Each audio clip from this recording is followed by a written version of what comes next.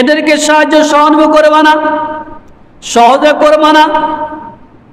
আমরা সম্মানীরা বহুত ভালো, ওরা হলো বাজুলোক। এই বাজুলোক বলে মুহাম্মদুর রাসূলুল্লাহ সাল্লাল্লাহু আলাইহি ওয়াসাল্লামকে বুঝাইছেন। কারে? মুহাম্মদুর রাসূলুল্লাহ সাল্লাল্লাহু আলাইহি ওয়াসাল্লামকে বুঝাইছেন। যারা আরকাম রাদিয়াল্লাহু তাআলা আনহু সমস্ত ঘটনা শুনলেন, শোনার বললেন, হে আব্দুল বিন উবাই বিন সলুল, তুমি তো কাফের হয়ে গেছো, তোমার কথার ভিতরে নেফাক, কপটতা দেখা যায়, তুমি এই কথা বলা কি উচিত? কিন্তু সেই বিশ্বনবী মুহাম্মদ রাসূলুল্লাহ সাল্লাল্লাহু আলাইহি ওয়াসাল্লামকে গিয়ে এই আব্দুল উবাই বিন সলুলের সমস্ত ঘটনাগুলা বললেন রাসূলুল্লাহর কাছে। রাসূল শুনে খুব রাগ করলেন। আল্লাহ রাসূল মুহাম্মদ রাসূলুল্লাহ সাল্লাল্লাহু আলাইহি ওয়াসাল্লাম তাকে জিজ্ঞাসা করলেন, কিন্তু সে স্বীকার জান নাই। আল্লাহ রাসূল মুহাম্মদ রাসূলুল্লাহ সাল্লাল্লাহু আলাইহি ওয়াসাল্লাম যায়েদ আরকাম রাদিয়াল্লাহু তাআলা আনহুকে বললেন, হে যায়েদ আরকাম, তোমার তো বয়স কম, বয়স এখনো বেশি নয়, আসলে কি বাস্তব এই সমস্ত কথাগুলো বলছে কিনা, না তুমি মিথ্যা কথা বলতেছ? না না ইয়া রাসূলুল্লাহ, আমি মিথ্যা কথা বলি নাই, বাস্তব বলেছি। রাসূল দ্বিতীয়বার বললেন, হে যায়েদ আরকাম, মনে হয় তুমি ভুল শুনেছ। যায়েদ আরকাম রাদিয়াল্লাহু তাআলা বললেন, ইয়া রাসূলুল্লাহ, আমি ভুল শুনি নাই, আমি বাস্তবে শুনেছি আব্দুল্লাহ বিন উবাই বিন সলুল আপনার বিরুদ্ধে, মুসলমানদের বিরুদ্ধে কথাগুলা বলছেন।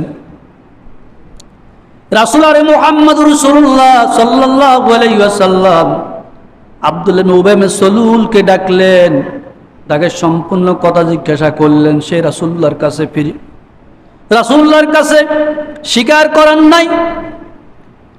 করেন নাই, বলছেন, ইয়া রাসূলুল্লাহ, যায়েদ আরকাম আমার বিরুদ্ধে মিথ্যা বলছে, আমি এই কাজ করে নাই, এমন কোনো কথা বলি নাই। কিন্তু ইতিহাস লেখে যায়েদ আরকাম রাদিয়াল্লাহু তাআলা আনহু মুসলমানদের মধ্যে একটা হেয় প্রতিপন্ন হলেন।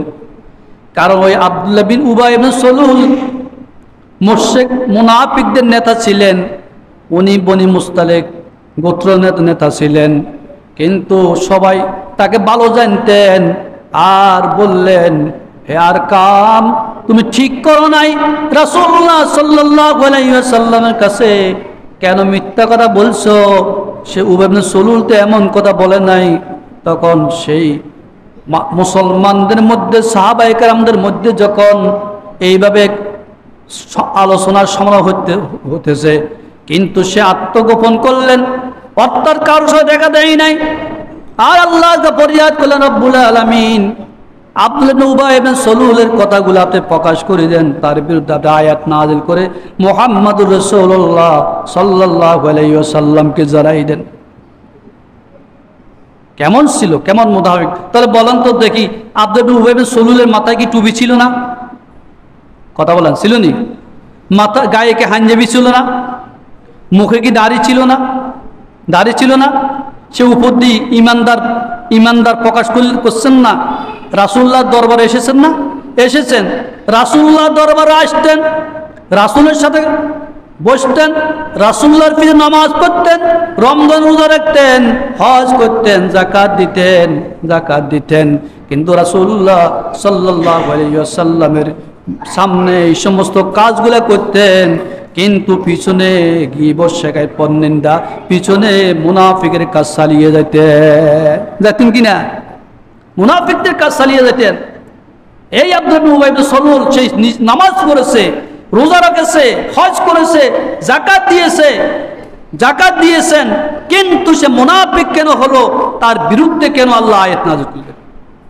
অর্থাৎ মুনাফিকদের সংখ্যা হলো, আল্লাহ মুহাম্মদ রাসূলুল্লাহ সাল্লাল্লাহু আলাইহি ওয়াসাল্লাম বলেছেন, যারা মুনাফিক তাদের বাহির এবং ভিতর এক নয়, তাদের মসজিদে এক রূপ, ভিতরে আরেক প্রকারের রূপ।